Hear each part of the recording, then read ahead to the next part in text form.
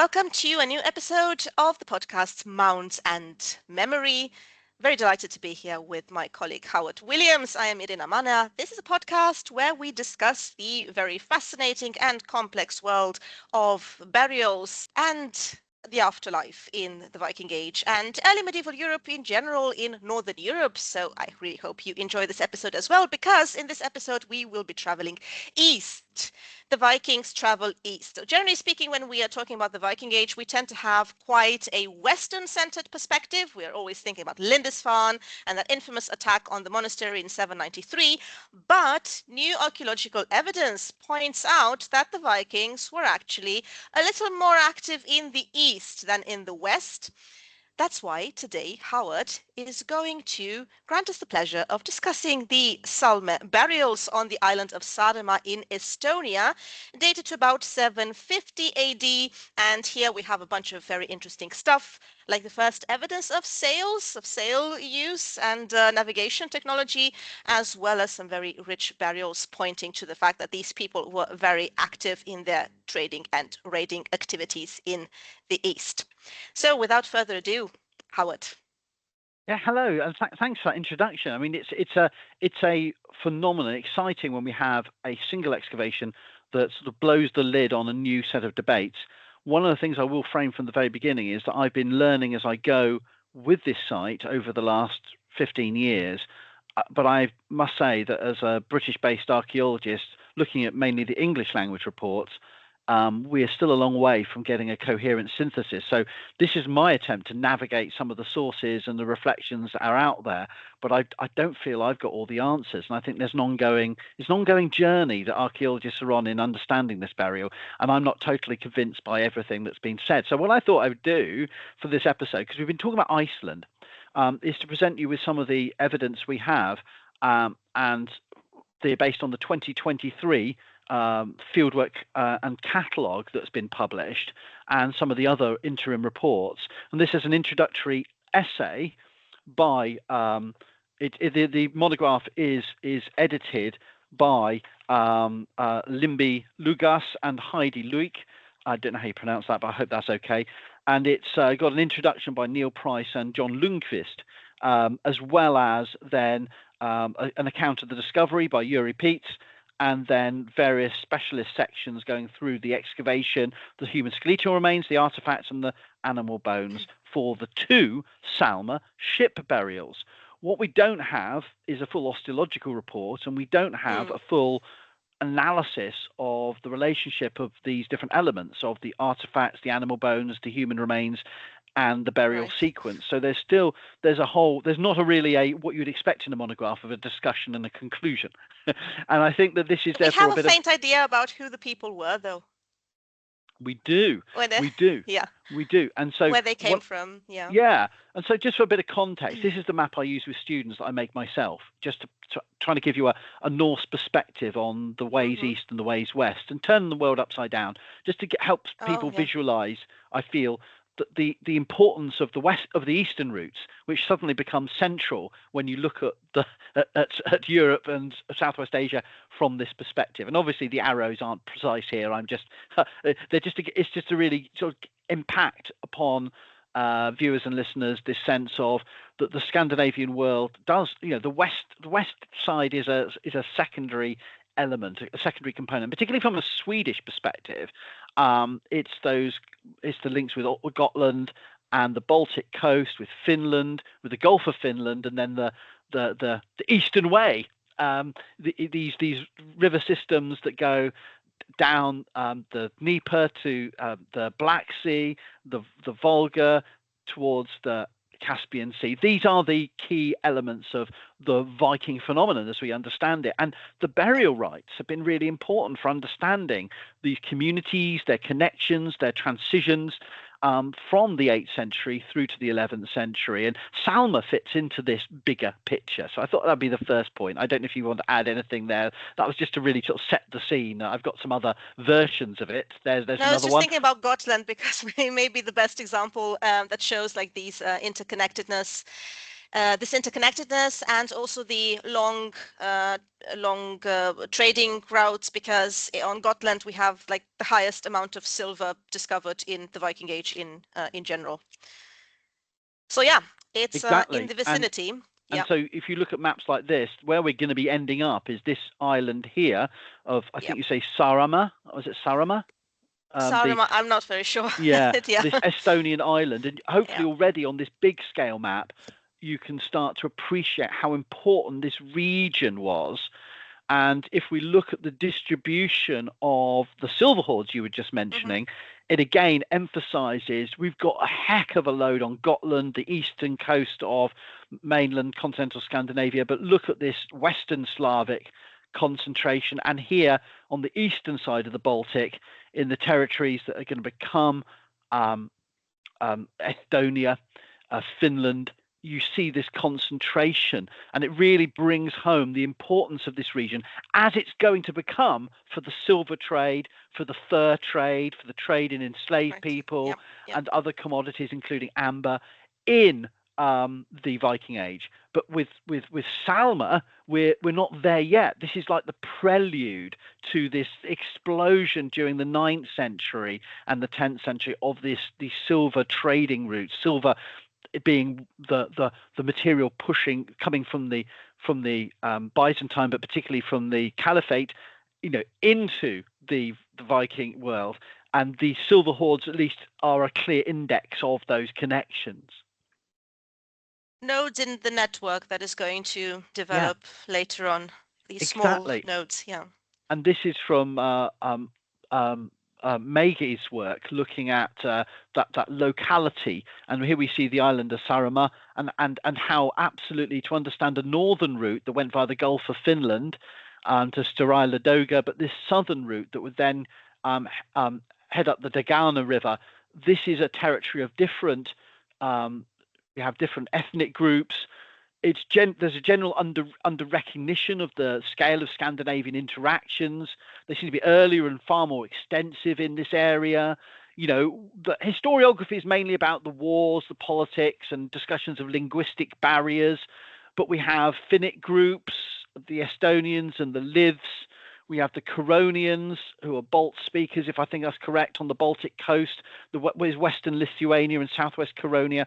So these different groups that often don't get a look in as part of the Viking world. They weren't Norse speakers, and therefore they tend to be sidelined, but they are they would have been at least peoples that would have to have been negotiated with, dominated militarily, or allied with, as part of securing these eastern trade routes.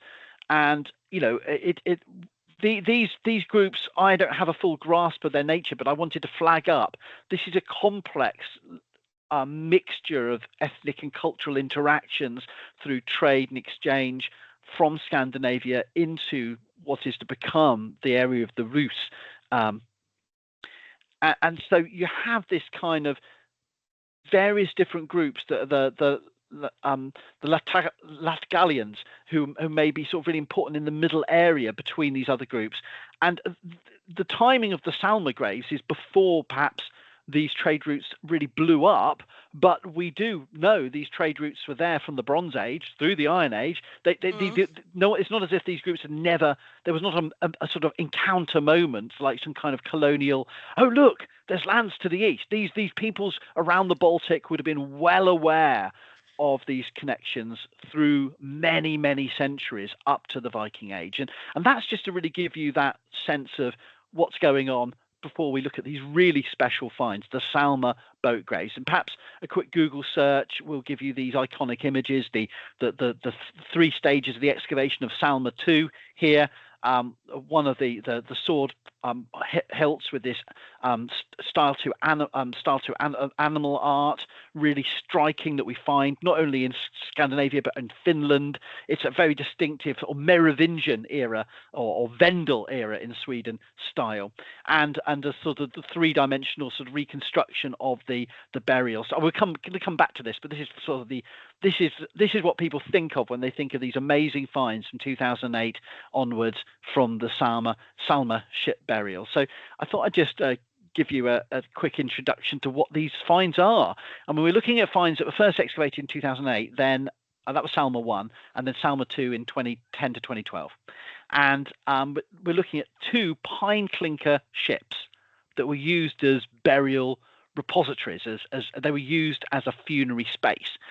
And they were found during a minor road construction. They were really shallow, so they could easily have been destroyed completely and never been recorded.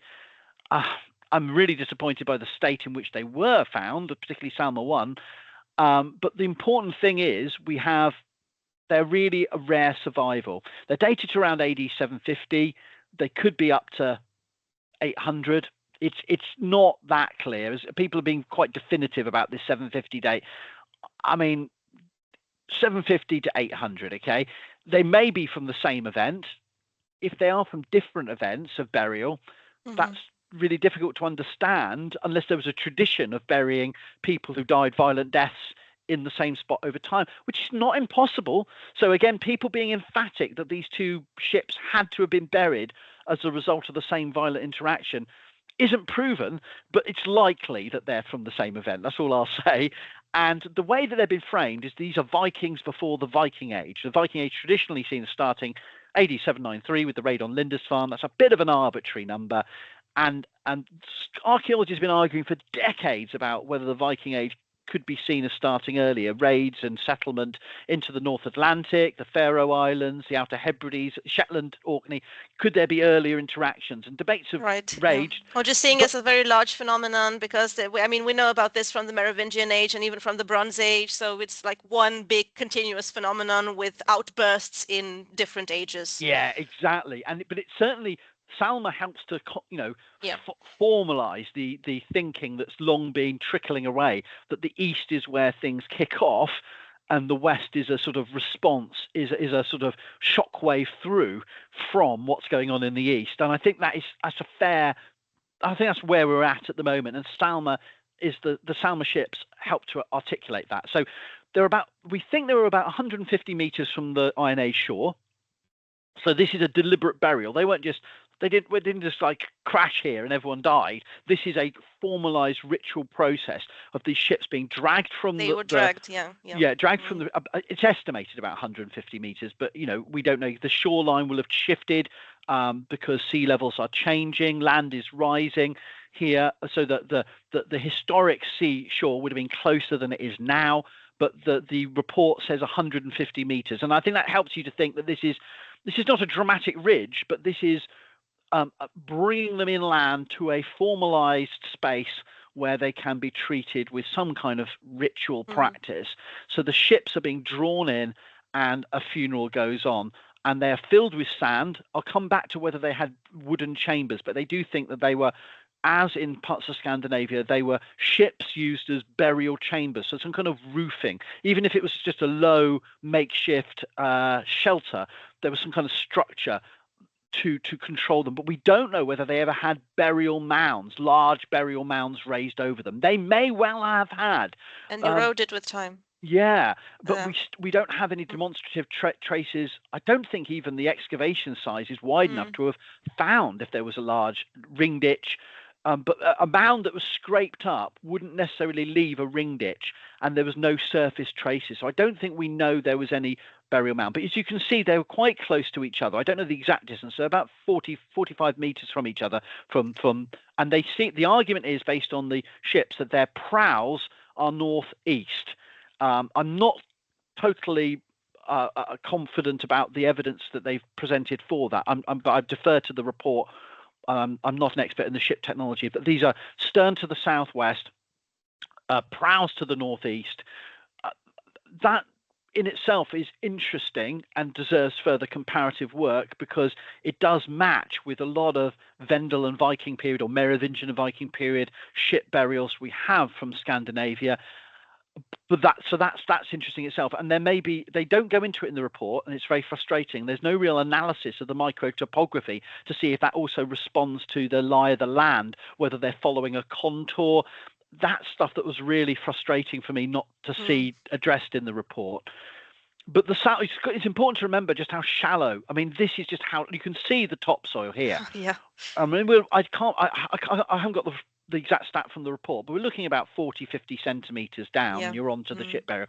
And this is the tragedy: is a large part of Salme I was trashed by pipe laying as part of this road construction before they realised they had anything worthwhile.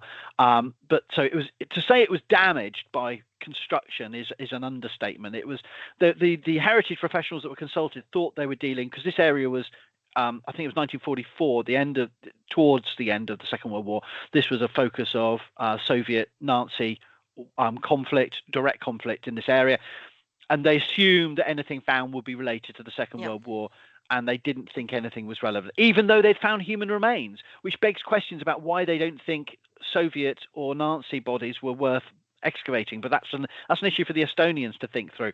My point would be that they made a mistake, and they lost a large portion of Salme I because of that error of realizing earlier that this was absolutely internationally important archaeology. But they did reveal a 6.2 meter long, 1.3 meter wide area, and they estimate the vessel was originally 11.5 meters by 2 meters wide. So it's a seagoing vessel. It was probably a sailing craft, and it's the kind of vessel that is the progenitor of the Viking Age. This is a clinker-built longship. This is a clinker-built longship, and the main artifact find from this are the rivets, and you can see them here with the excavators. You can see the lines, the stains of the soil where the timbers had been, and then you can see the lines of rivets. And it's most likely coniferous, most likely pine. It can't be definitive, but it's most likely pine ship, with planks around 30 centimeters wide, overlapping. And so it's the classic Viking style ship before the Viking Age. And we know from other ships from Valsierda and Vendel, these are the ships that this is the technology already established for shipbuilding in not just Scandinavia, but around the Baltic. And this is the plan, so you can get a sense of how much that cable trench took out the stern and the area where bodies may well have been. So I'm not convinced we've got all where, if based on Salme II, which we'll see, the area where most bodies would likely to have been would be in the stern or amidships, and that we may have lost more bodies here. Okay, so frustrating. And this is the map of the rivets. You can the clench nails, the ship rivets as they're called, where you can see we've got a good idea of the structure and shape of the ship here, but we've only got a hint of the stern, suggesting that, conclusively this is a clinker-built longship. We can estimate the length, but we've lost a lot of that rear part of the ship. We've got 7 bodies. Most of it was found commingled, poorly recorded because of the nature of the excavation. It's a rescue excavation of an already damaged site by the archaeologists. No criticism of the archaeologists here. This is what happens. Archaeologists have got to do their best when they come on a site that's already been damaged. They found at least 7 individuals. 3 bodies were together in the stern with their heads to the northeast, and they seem to be slumped on each other's chests. And what's really interesting, and again, the report really just tantalizingly says, skeleton 1 has signs of burning on the body. And I was going, oh, I didn't know that. What's going on there? Did they die as part of the violent way in which they perished by their ship being caught on fire? Maybe they were they given an attempt at perfunctory cremation that went wrong first? What's going on there? Very interesting. So just one of the skeletons. Yeah. That's what that's what it says, and until we get a full skeletal report, but I haven't seen any other reflections on this, and it's very. So what I would like to learn, given that cremation is being practiced by the Estonia, the local peoples, inhumation is being practiced as well. We know that these rites overlap. People have different ideas about how to dispose of the dead. Is that what's going on? I don't know. It's just passing reference in the report. The picture on the right shows you the state of the remains. Most of them were already been disturbed by the time archaeologists got at them, but you can see one of the bodies here, and you can see in the stern they only found the heads and upper torsos of these remains, of these 3 skeletons laid together. So I think there's more here that they've lost, basically, but they've got 7 bodies. Yeah. If you look at the plan that they've estimated, they think there were probably 2 people seated at stern. One of them would have held the rudder, I imagine. 3 bodies slumped together, and they think there's 2 there, but there's easily room for another 3 or 4 here, potentially. I'm not saying there was, but there potentially could have been whole bodies that have been disturbed, and the osteologists are working with bits already disturbed on the edges of the trenches. But we've got 7 individuals who are buried in this craft, and this is exceptional. We don't get 7 people buried together all over the whole of the Viking world where boat burial is a phenomenon. This is unusual. 1, 2, 3 people max, occasionally 4, but 7, this is wild. This is not normal. This suggests this burial is exceptional. And the osteological evidence, which is not reported on, I don't have a full osteological report, evidence of blunt and sharp force trauma. These people died violently in 1 or more events. I think most likely 1, but again, I'm just keeping it open because we can't be sure. But this looks like it's this has all the hallmarks of a battle burial of people that have been killed and disposed of collectively. And I'm guessing they were young people. No, I don't even know the full osteological range. Okay. The generalization I've seen is in their 30s, 20s to 30s, so younger, but that's pretty much standard. That's what I meant by young, range. actually. Yeah. 20, From our 30 years old, but I haven't seen a full demographic report on this, and it would be very interesting. And maybe I've missed it. I'm happy to be corrected by those working on this project who may see this video. But from my point of view, until we have that, I'd love to see a proper comparison with the Weymouth Ridgeway Hill late Viking age massacre, burials and other range of a standard population cemetery range, but not particularly young, not particularly old, a good range. And the artifacts are martial in nature from this first burial. We've got only 2 spearheads, and that is really interesting. And this is why I'd always point out that even in normal weapon burials, which people like to call warrior burials, they are selections of weapons for the dead. We've talked about that ad nauseum. But even in a burial where we think this is actually people buried on a battlefield or near a battlefield, the weapon composition doesn't look like it's everything going in, right?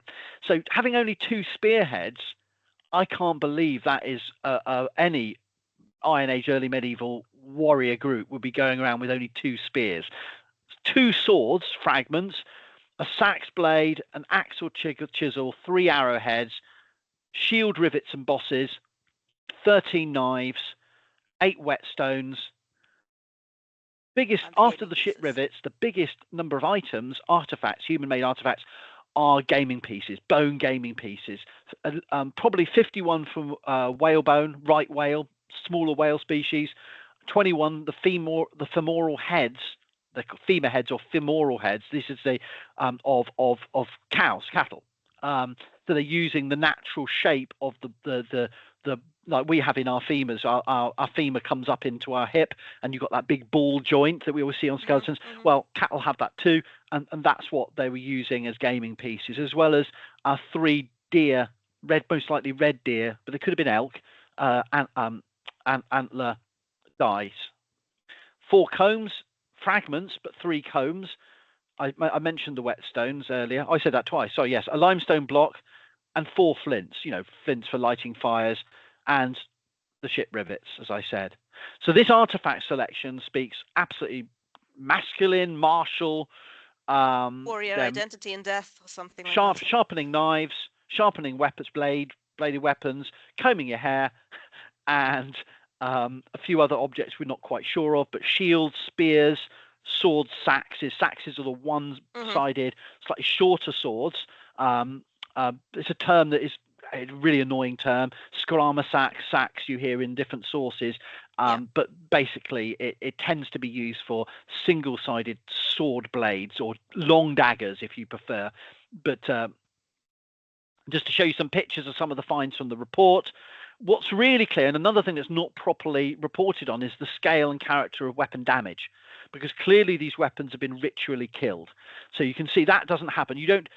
This is not some kind of cartoon Viking age where you stab someone and the sword bends because they're so masculine and big or something like that. You don't have spears don't naturally bend like that, right? So that is a deliberate choice, and it's a lot of work to bend a blade like that. To decommission it, you're going to have to perhaps heat it up. You're going to have a rod. You're going to have a hammer. You're going to have to really go to town on an object to bend it like that. So this is a deliberate decommissioning of a weapon. And you can see the gaming pieces here, and you can see some of the other gaming pieces with a bit of inscriptions, a wonderful die there, some of the ship rivets, and bits of fragments of comb. So these objects speak of warriors, or if not, of weapons, martial behaviors, martial identities in a ship.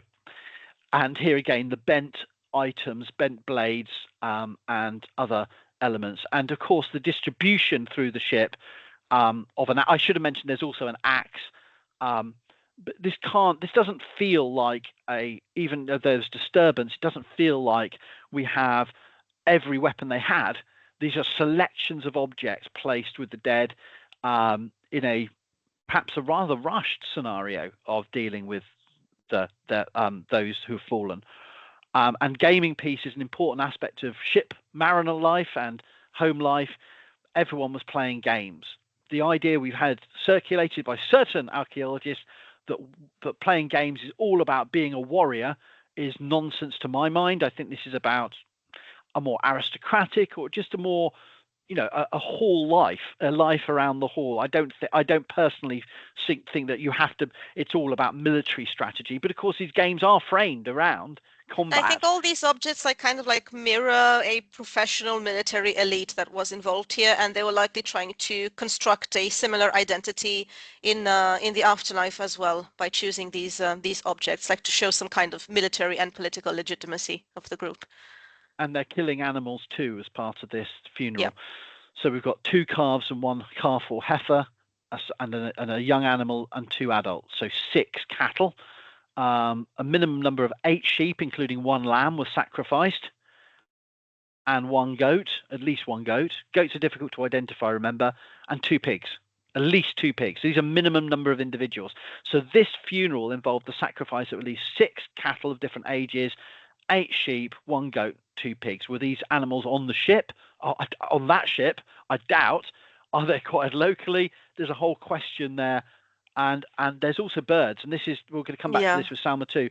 We've got the bird remains are of a goshawk and a sparrowhawk. So this is about falconry or hawking. Mm-hmm. And so in the ship, the identity of these individuals was defined by weapons, gaming culture, if you can call it that, and also animals, the feasting gear, or the feasting and the whole elements of these animals. We don't know if the whole animals were dumped in or fragments of them, but the fact we've been able to identify 2 hawking birds, so these are birds that would have been trained for hunting. And hunting comes in this very period, probably at the end of the migration period into the Vendel Merovingian period. This is the first time that these northern societies are doing this hawking, I think. So this is an important part of the identities of these groups. And so that's Salme I, and that would be enough. That would be frustrating. It was damaged, but that would be cool enough, right? You got a small seagoing vessel.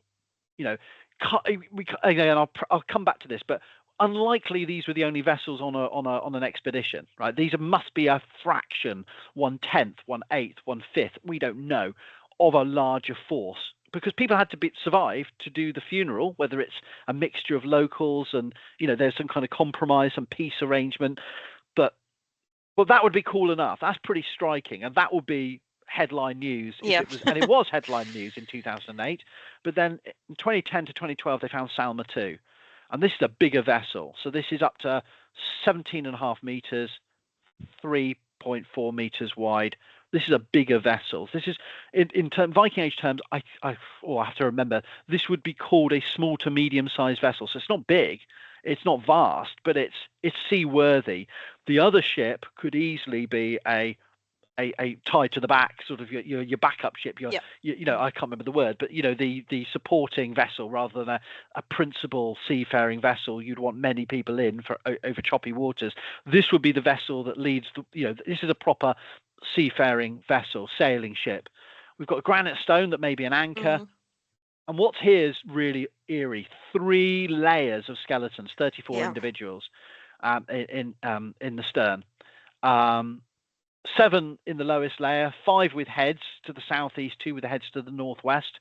So they've laid them perpendicular to the ship on the lowest layer, if I got that right. Yeah, so the heads to the southeast, northwest. So they're not along the ship; they're perpendicular side on to the ship, and then you have 21 in 3 rows in the middle section. So after those corpses have been put in, they put in 21 more individuals, and then 6, in the top row. So And they were so just placed in layers like firewood, basically. yeah. So you've got this arrangement here. So So this interesting. is how it was excavated. So I said in the stern. So no, this is more towards the bow. So I should the prow. Sorry, I should have said. But their heads. This is a sort of stylization from the museum exhibit I saw last summer in Stockholm at the Vrak Museum, the Rex Museum, which I'll come on to later. And this is from the excavation report itself, showing you the location and position of the skeletons. And this is the ship when excavated. So you can see, for anyone who's not familiar with these boat burials, this is what we're finding. It's really shallow. It's right below the. I mean, this is modern really is, yeah. modern tarmac. I mean, it blows my mind. And there is still a guess that maybe we've missed another line of the ship. The ship could be longer and bigger, and we've lost it because it's truncated. But the archaeologists are quite confident that we've got most of the ships. It was a shallow vessel after all. Is here, and this is the anchor, and this is the reconstructed positioning, the 3-dimensional positioning of every rivet found, so they actually can reconstruct with some confidence the character of the vessel. I mean, I can't imagine you staying overnight and doing a 24-hour sail in this, let alone 72 hours, let alone crossing the Baltic, but they were doing it. It is, you can't underestimate how precarious, even with the gushing descriptions of how adaptive these vessels are for seafaring. It's still a risky business. It's still North Sea, Baltic, North Atlantic. It's all risky stuff. And even in the Baltic, this is just a phenomenal to think these ships were used, over 1,000 years ago by groups of people transporting goods, animals. It's a phenomenal thing. Yeah, it's mind-blowing. Yeah. From a contemporary perspective, it really is mind-blowing, yeah. Yeah, and they've even got the line of the keel they found in the excavation. So yeah, so that's the one with the sail here. The sailing warship, Salme II. Yeah, and here's a model reconstruction in the Vrak Museum I saw last summer, and the stats from the museum display, crediting it duly. Really great display. I really enjoyed this temporary exhibition. I was really blown away by how good it was, but I'll come back to it in a little while. But just to give you a sense of what this vessel may have looked like. We're not looking at one of these. You'll see now we've got these quasi-reproductions, such as the new version of the film, The Odyssey, is using a reproduction Viking longship. Let's not go there for this video. Yeah, they did use that, indeed. But those are mega craft. They're mega. And the Norwegians have gone they've created uber Viking modern reconstructions, but these are much smaller, right? These are much smaller. So here we've got the minimum number of 34 individuals. What's really interesting, and this is me speculating, is they've only found 28 skeletons with skulls. Now, why are there? And they found 6 postcranial skeletons. Now, is that because the burial was disturbed? Or is there some head taking here? And we know from different parts of not just the Viking world, but elsewhere, people taking skulls as trophies. Until we have a full maybe as mementos of the battle. If the locals took them with them, maybe like some sort of keeping your relative close. There's all sorts of options here. I'm just pointing it out. Maybe you can explain it away by the taphonomy. But until we get a full osteological report, I would love to see what their reflections are on that disparity. Because, you can lose a skull, but skulls actually usually have a diagnostic element, a bit of mandible, a bit of eye socket. They really should have identified more than 28 skulls. Maybe 1 or 2 disparity for a sample this size, I'll let them off. But missing 6, I'm suspicious something else has happened to them. So here we are. Here's the excavation ongoing to some of the rows of burials, and then I've already showed the reconstruction there. I just want to show all 3 layers so you get a sense of a number of things here for me to reflect on. Firstly, again, this hasn't been interpreted properly.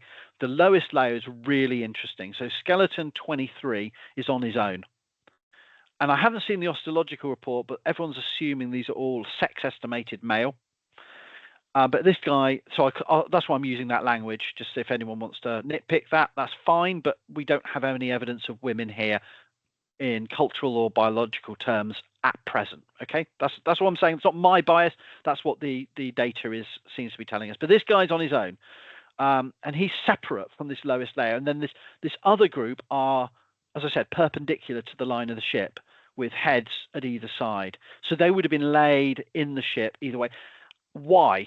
I don't understand why you do that.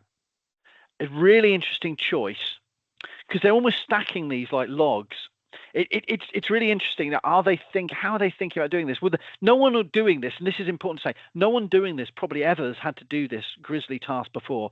You know, even in a community where death is commonplace amongst children, amongst old people, you know, dealing with a massive bunch of corpses is a once in a lifetime experience. It would have been shocking, traumatic. Maybe we don't have to put any logic to it. Maybe we just have to say, hey, you know, what other ways do you put bodies in a ship? I don't know. They probably didn't know, you know. But it's certainly interesting that they changed 90-degree angles for the layers 2 and 3, and the bodies are all laid along the orientation of the ship. This is the middle layer, and look, there's bits of body that are clearly missing bits. So maybe there were other bodies that were disturbed by the trench that ran through, because this was damaged by a trench. So we've missed bits of body. And then we've got the top layer, very formalized. The top layer, the last lot of individuals laid in a very clear line along the top. And you know, we can get into speculation that further analysis is required of, are these different people? You know, are the people at the bottom the most important? Were they killed first, or were they the ones that were given, they needed to be disposed of first because of status? You know, there's so many questions here. Are the slaves on top? You know, I don't know. I mean, you can't tell me they're just toffs in a boat without any enslaved people doing, you know, this. If this is a hierarchical society, what is this layering about? Is it simply practical? I mean, they're estimating this ship could have been occupied by about 30 people, so they've got slightly too many. So were some of these people the locals that were killed, you know, as well? I don't think so, but you know, you have that option. And so when you look at this burial, and you've also got to remember, the report separates out the animal remains. I put this in here because there's a dog here. They sacrificed a dog, and here's the dog remains. So this deposit wasn't simply of people, it was of dogs and other animals. Let me take this first individual, skeleton 23, really interesting. So skeleton 23 is on his own. And he has a sax, he has a quiver of arrows, he has an iron brooch, presumably fastening a cloak or overgarment. He has 2 beads, which is interesting. Men don't tend to get beads, but they do occasionally as part of straps for scabbards and other items. He's got a broken whetstone. This is really interesting. So there's 2 parts of the whetstone were found, one by his right shoulder, one by the top of his head. Who gets a broken? I mean, could that have been an accident? I doubt it. They've deliberately smashed a whetstone and put it in the grave in 2 places, I would contend. They're breaking up the weapons, but that's symbolic. Yeah. Breaking a whetstone, that's another act of breakage. It's not an act, oh, look, it fell apart in my pocket. No, this seems to be a deliberate act, part of the funerary ritual. A comb, and there are arrows as well. Now, the arrows are another debate. Are the arrows part of the fight, or are they fired into the grave to honor the dead? Because we know that thrusting spears. The spears, yeah. So we don't actually know. The interpretation of Euripides and others is that the arrows are there because they were firing this part of the battle in which they died. The ship was under fire. But you could make a convincing argument that actually the arrows are there as part of the funerary ritual, saying goodbye to this warrior group you fire into the grave. Yeah, it's really interesting. So I want to talk about how that individual may be one of the leaders, because there's another character that's been picked out as potential leader. Is this the individual with that gaming piece in his mouth? No, the king one. It's no. Not him. Okay. No, and that's the thing I'm a little confused about, and maybe I haven't read carefully, but there seem to be 2 contenders of war leaders in the grave, And for the heritage interpretation, they seem to have conflated the two. And I was getting confused too. But this guy isn't the. We'll come back to him in a minute. But yeah, so I mean, yeah, it's interesting. So what hasn't happened yet is there hasn't been a full analysis, skeleton by skeleton, in the report of the detailed spatial association of objects. But this burial group, you can see the gaming pieces, you can see the objects. These individuals are not just buried with what they had on them. A lot of even the weapons are carefully chosen, whether they are the ones they used or they're the objects given by other members in the party. There may have been women and children too there. We don't know. We shouldn't just make this a totally male-only affair. These are objects selected for burial, disposal by the dead. Pieces of tar, whetstones, rivets. They're stuff they would have used. I'm not saying they were having this stuff and never used it and they were ritually making it. These objects were on these people or near these people, accessible to these people, but the shields would have covered them. The gaming pieces and perhaps a gaming board or more than one board were placed with these burials. Didn't they do the isotopic analysis though, as far as I've understood, and they figured out that, for example, there were 4 people who were brothers and they came from the same region, from Mälaren. That's Sweden. Right. So yes, and I'll come on to that. But here's the individual. I wanted to say this is the other individual who may be a with war the gaming leader. piece, and he's got what they're calling a king piece in his mouth. Yeah. And that's really interesting because it is a slightly bigger piece. It's not distinguished in any other way, but it may be as part of. I always get to say it wrong here. Hafnatal. Yeah, the game, the Viking chess, the name of which I always get wrong. It's about capturing the king. So you've got some careful hints at some careful placing of objects to say something about the dead. And that's fascinating. And yes, we do have individuals. We have four brothers, and from the genetic evidence, this is from the ancient DNA, we've got evidence of 4 brothers. All of them are genetically very close kin, including a 5th individual that's a cousin of these guys. And these guys are all brothers, according to the ancient DNA, and they're buried together. So you've got burial 14, who's got a very fancy sword, burial 15, skeleton 26 and 22. And then there's other bodies laid over them and around them. So this has been argued to be evidence of that this burial reflects a kin group, or at least individuals of the same age going with their lord or lords, as part of this military rescue. The close-knit warrior band, the so-called lith, that would fit the original sources as well, I think. Sure. I mean, if you think about, for example, the semi-legendary Swedish king Ingvar, we have his story in the Ynglinga saga.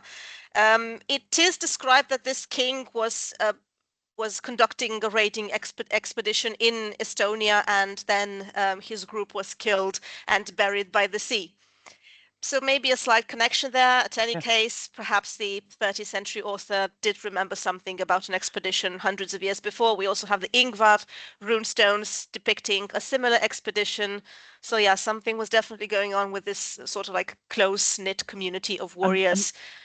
And the cynic in me would say, well, it can't be remembering that event. But then again, these Eastern or any raiding expedition where people were lost would send shockwaves. We have the cliche. It's a bit of a cliche, but we talk about how in America, in Britain, in many parts of Europe, the Second World War, the First World War, everyone knew someone who was lost, or every community had more than one individual lost. And for smaller rural populations, perhaps the dates and details were never remembered or known.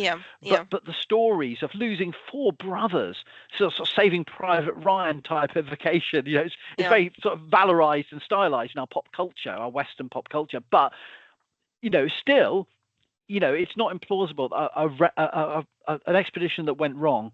Yeah, I mean, with the passage of time, they would have crystallized in like these larger-than-life stories, because we also have the saga of Ingvar, the far-traveled, and that one is also detailing this topic about people traveling in the east. The main purpose was to restore some ancient trade routes, But then again, the story is also with witches and dragons and whatever the author liked. So yeah. Well, disappointingly, there were no dragons in this excavation. Yeah. I'm still waiting for them.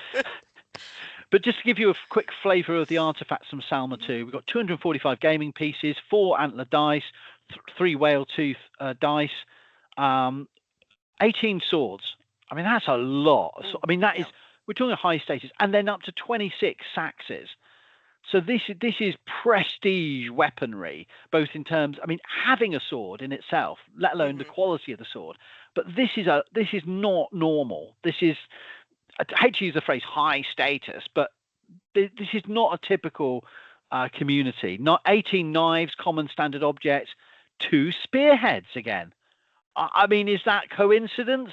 I mean, one bent, very interesting. And again, I haven't seen any analysis of that, but I found that very odd that they only had 2 spearheads.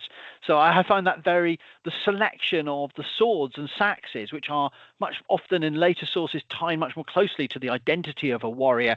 I'm not saying spears couldn't be, but I'm saying there's something different going on here. It's a different selection process. I can't believe it was an Odinic rite. Yeah. Like maybe the spears were thrown. Because it's Well, like a few of them, and just you said it, I didn't, but you know, it would. I let it there. I left it there. I just left damn it. it. No, but seriously, there's something. I'm cutting at times. No, but it's an interesting point here. Is that is not a ratio that I would imagine that you would have. You wouldn't have a sword without a spear. You'd want to use your spear for more further distance and throwing, and also for. Then you resort to your sax. If you're a warrior with a kit, you wouldn't be having just where's my spear gone? Oh yeah, we left them behind. You know, it doesn't make sense to me. Right. And likewise, the fact you've got 15 shields. Nearly the same, the right number of shields. You know, that's kind of for 18 fragments. I mean, probably these numbers are guesses from fragments, but you know, the shield swords balances. The spears are underrepresented. Is my point. 80 arrowheads, some of them stuck in timbers. But again, is that from the battle that led to their deaths, or is that from some kind of ritual? Brooches, some iron tools, padlocks. There's that's meant to be chain links. I've missed out an H there. Beads. So there's beads that may be part of male clothing. Antler combs. Pendants. Bear canine pendants. Very cool. If you're into that kind of thing. But no, there's bear teeth. Yeah.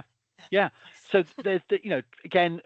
There's potential for discussion of the amuletic and the masculine or the warrior aggressive thing going on there. Maybe, I don't know. They went berserker. Yeah, the trading exactly. expedition failed. Exactly. I've seen the film. I know how it works. And then 10 whetstones as well. So sharpening items were significant as part of kits for sailors, for warriors. And here are some of the gaming pieces on display at the Vrak Museum. So I've got some photographs that I think are quite effective to give you a sense. You've got a chest handle, which I was really interested to see. So there's many objects of personal equipment storage, as well as one of the knives. The shears that were found, I can't remember whether that was from Salme I or II, but these are objects on display representing both ships. And here are some of the saxes. I'm not sure whether, again, these are from Salme I or II, but most likely Salme II, to give you a sense of those. And you can see this one's deliberately bent. It's been completely folded. I mean, the angle of the museum display doesn't help here, but the blade has been folded over and the tang has been folded over. So this is about a deliberate, public, ritualized decommissioning of some of the weapons. Some of them may have been deliberately snapped. We don't know if that's ancient or corrosion or not, but some of the objects are being deliberately bent. And this sword, a categorically ancient, deliberate bending of that object to render it. And likewise, you can see the blade here bent up on itself. So these objects are being killed. So they've killed the owners, and they're killing whoever's doing the funeral is killing the objects too. They're unaliving the objects. Maybe they don't want these people to go to Valhalla after all. Or they don't want people to rob the grave. But either way you look at it, it's about transferring the object beyond repair. And some of the objects, the sword hilts, amazing sort of Merovingian period animal art sword hilts, which I did a YouTube video with the wonderful guy whose name is, I can't remember anyone's name. It's not a fault.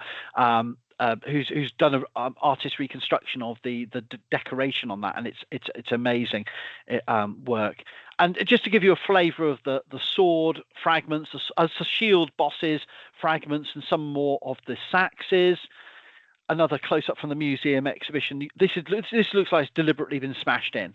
Now, whether that's in a battle, I mean, doing that damage in a battle, they'd have that object would have to be very still. And if you've got other people you're trying to kill around you, taking time out of your battle to go, I'm going to really have a go at this shield. This looks like another aspect of ritualized. I really want to smash this guy's shield boss. Yeah. Could you just wait a second while I just,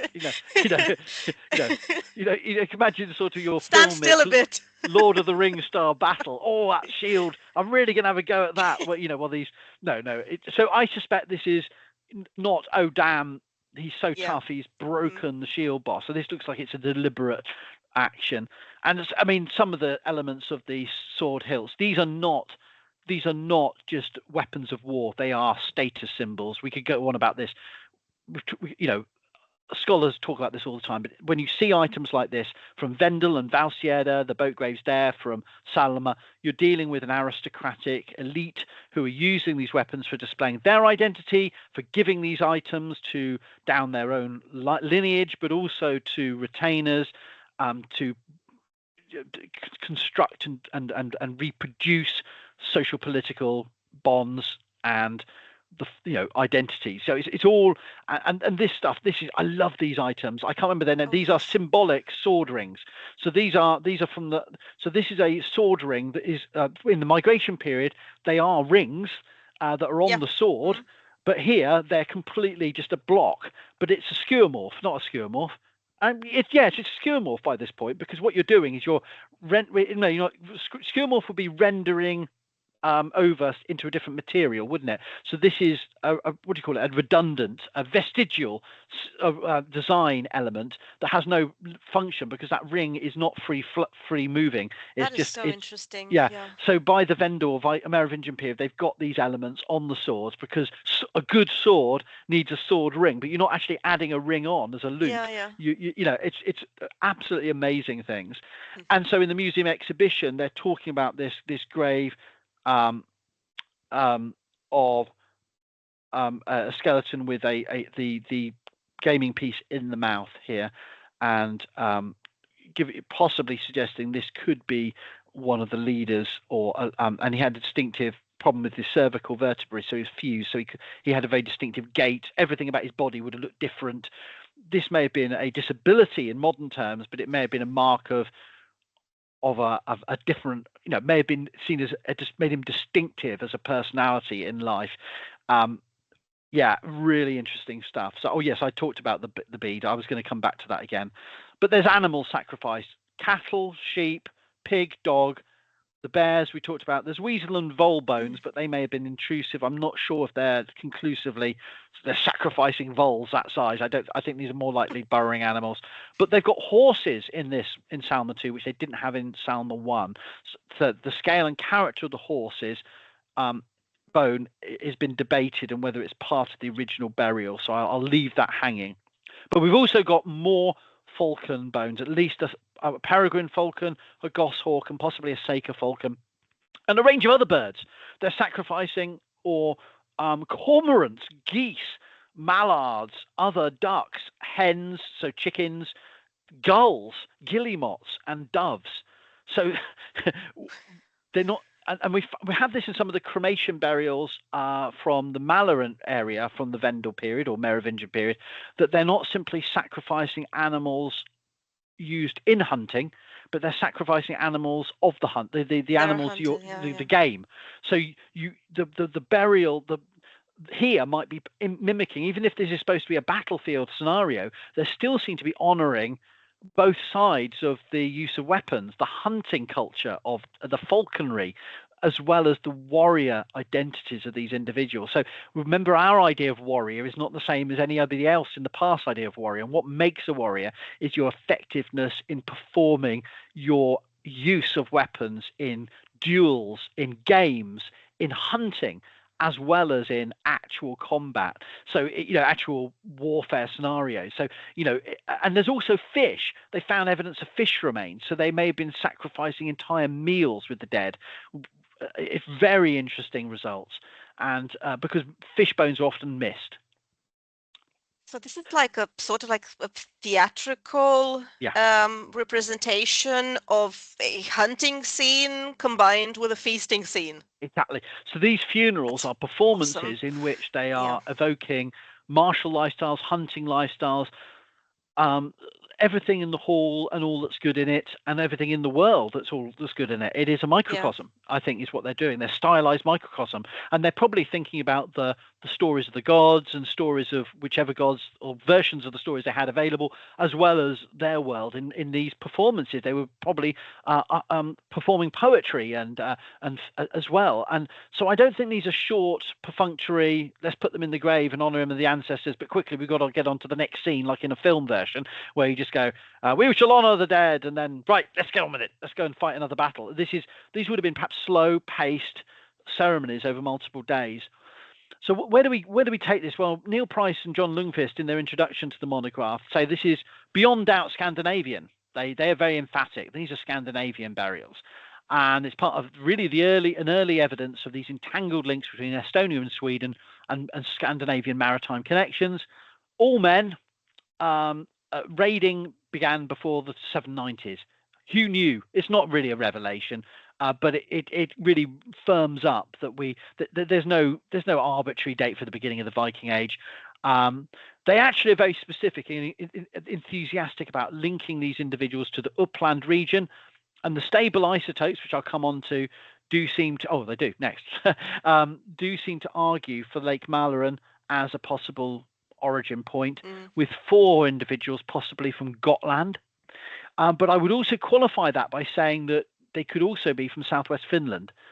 So these, the argument that these people must have grown up in the Lake Mälaren area is taking the stable isotopes too far, in my opinion. Okay. Because the problem with stable isotopes is they only showed variations in the isotope ratios. They don't pin down to a specific diagnostic region. So there's many regions that would fit, but Lake Mälaren is the most likely given the cultural connections, but parts of Finland and that whole region could also fit. So it may not be as homogeneous as people are claiming, but the DNA showing broad agreement, Scandinavian, they match a Scandinavian signature.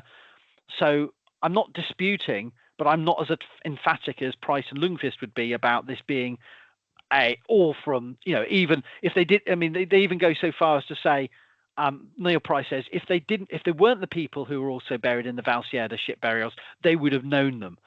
And I think for me, that's taking it a tad too far, given we're dealing with, quite a large geographical area, which had long had contacts, access to these items.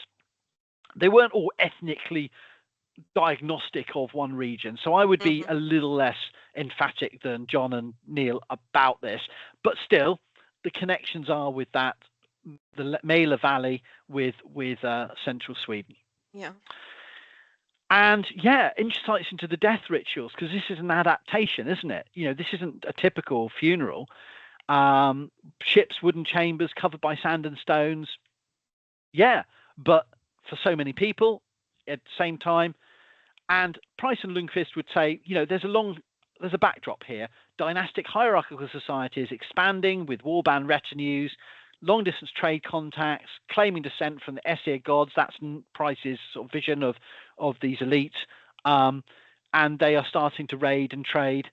And they say, Neil has this good phrase about it being a singularity around 750 of a complex and gradual process. So this is a moment that speaks to a longer process, as you already said. But we don't know why. Is this a raid gone wrong?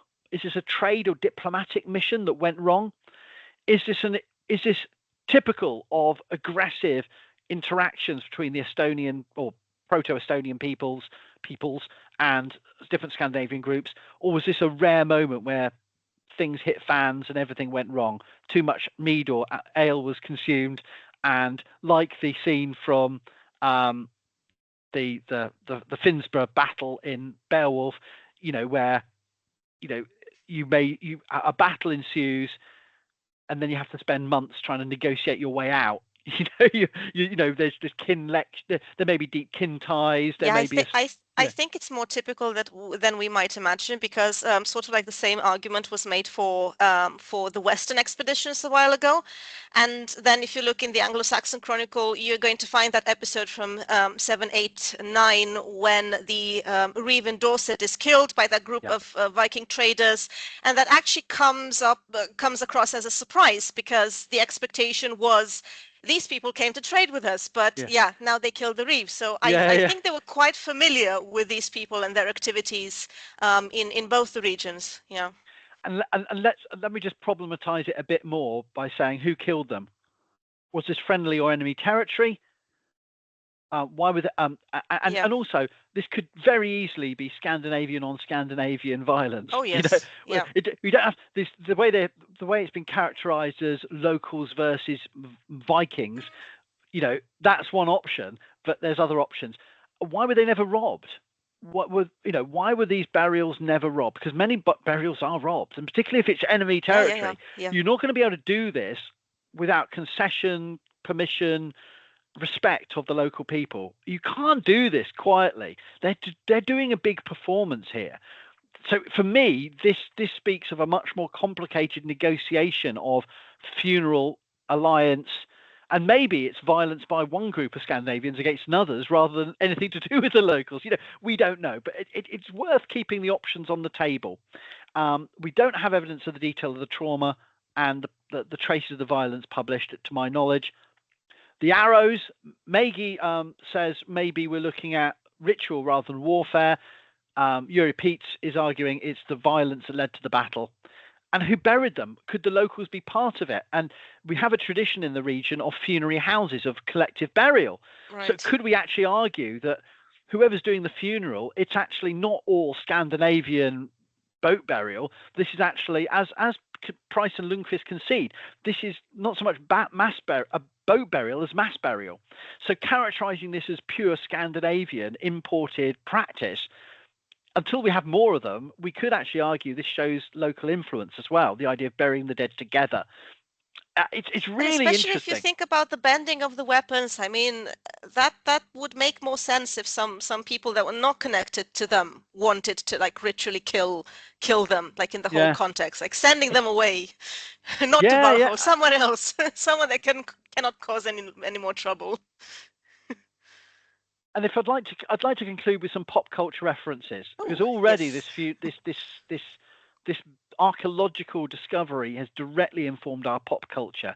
So season 1 of Vikings has a beach funeral of 4 warriors killed fighting the Saxons, and they're inspired. Even the vertical shot is taken from it, directly inspired by the Salme boat burials, right? So this is within a year. This was aired within a year of the completion of the excavations, if I got my chronology right, but 4 years. So easily within time for the Salme burials to inform the TV show, and Neil Price was involved in advising on it, so it's hardly surprising. I just point this out because this has already entered into our pop culture. And the exhibition, while I wouldn't be so bold as to suggest that any museum in a nation's capital could be possibly biased in any way, the Swedish take on Salme is we were the first Vikings. Stuff you Norwegians with your raid on Lindisfarne. That's old news. We've been doing that for decades. And I just love the way it phrases here. When the beginning of the Viking Age is usually dated to the year 793, when Norwegian Vikings looted the Lindisfarne Monastery in England. The ship burials at Salme are direct evidence that Swedish Vikings made armed expeditions to the Eastern Baltic before the end of the 8th century. That is why those buried in the Salme ships are also called the first Vikings, or Vikings before the Vikings. So this is a bit of a ethno-nationalist take here, right? This is a I'm not saying it's wrong. I'm saying, but let's think about how this is being packaged. And the museum exhibition was fantastic when I saw it. You have a skeleton where you can, like with a magnifying glass, you can reveal the bones, and then they reflesh the bones, so the body comes back and the clothing is revealed. So the weapons, you see so for someone trying to understand archaeology and what survives and what doesn't, in the museum exhibition, we have a really evocative 3-4 minute film with a narrator in Swedish and translation into English, posing a scenario that it's a Viking force in the straits that existed before the land has risen and sea level has receded by the spot, ambushed by locals with bowmen firing in and blocking the strait, meaning that the Vikings had to come on land to fight, and the war leader is slain. And this is where they conflate the two individuals, because they put the individual at the bottom layer of the Salme II ship as the person with the king's. So it's interesting, so we say, fictive story making here, but they show the burial. And I think that's interesting that they make it Vikings, Swedish Vikings raiding, captured, a battle, very simple. And I just wanted to, as a final point out that there is a heritage memorialization. So this is a Google Street View image of the Salme Ship Burial 1, which is now a sort of bench/memorial. And next to it, I got this some Shutterstock pictures, but that is there, sort of a slain Viking being carried by another Viking sculpture. So at least at Salme now you can go and see, and there's a guy sitting there on his phone with his bike, in a sort of on the edge of the village. There is some kind of feature commemorating the ship. So that concludes my presentation about Salme. That was fascinating. There's still a lot of questions that I don't. Yeah, that raised a lot of questions too. I was going to say. But hopefully that interests people. Yeah, I find it fascinating. I mean, the site in general, because it fits the later biography of the place as well. Because if you think about it, the Stara Ladoga site was shaped kind of like in the same period. It was the first larger outpost of Scandinavian activity in that area, and it's not really that far away from Saarema. So you could imagine a similar group, or maybe this group, part of this group. Going there and having all these connections to the river systems like Neva and Dvina and Volkhov and so on. And then they shaped this place, Altejuborg, like you said at the very beginning. So there was first a Slavic layer and a Finnish layer as well. And then these people come and step by step, they start out with these workshops where they start making combs and other objects that are related to Scandinavian culture, more or less.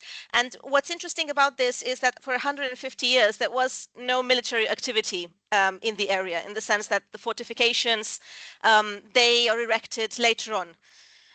In Gorodice, they had fortifications from the very beginning, but Stara Ladoga is one of those places that tells you the other side of the coin, that they could have had trading relationships with this very complex multi-ethnic community or communities that would have resided there. So it's not only about this sort of militaristic aspect of the Viking phenomenon. And yeah, you can clearly see the long distance trading networks being shaped at the time. So it's sort of like a node in this network. That's why I'm really glad you said it and characterized it that way, because yes, I suppose I was trying to be a bit beating around the bush, but I think I'm not saying that these weren't militaristic societies, but I think almost the zeal with which this is being adopted as a Swedish warriors raid east, is something went wrong at any rate. Yeah, something went really wrong there. Yes. But yes. Yeah, if I were to make a bet on a particular theory, I think it would have likely had to do with two groups of Vikings somehow clashing in the area. I mean, I have to draw parallels with British history, that the Swedes and British both have different kinds of colonial histories, and we both like to celebrate our greatest failures as at sea as maritime victories. So all the ships that keep going down for various reasons, sometimes in quite tragic ones. The Mary Rose, of course. I don't want to mischaracterize it too much, but let's just say there's no reason why it had to sink if people had actually shut the gun ports in time. And the Vasa, I didn't even get away from sight of Stockholm before it sank. Yeah. But maritime archaeology, but also ships on land, do tell us about exceptional moments that went terribly, terribly wrong, both in terms of conflict or weather or design. And so maritime archaeology, including in the rest of the Wrack Museum, shows some really evocative traces of what we learn about the human past when things went terribly wrong. And it is important to remember the lives lost and be respectful of their stories, but also remember that these are not typical moments, and we are looking at not Pompeii moments, but certainly exceptional, well-preserved snapshots of complex processes.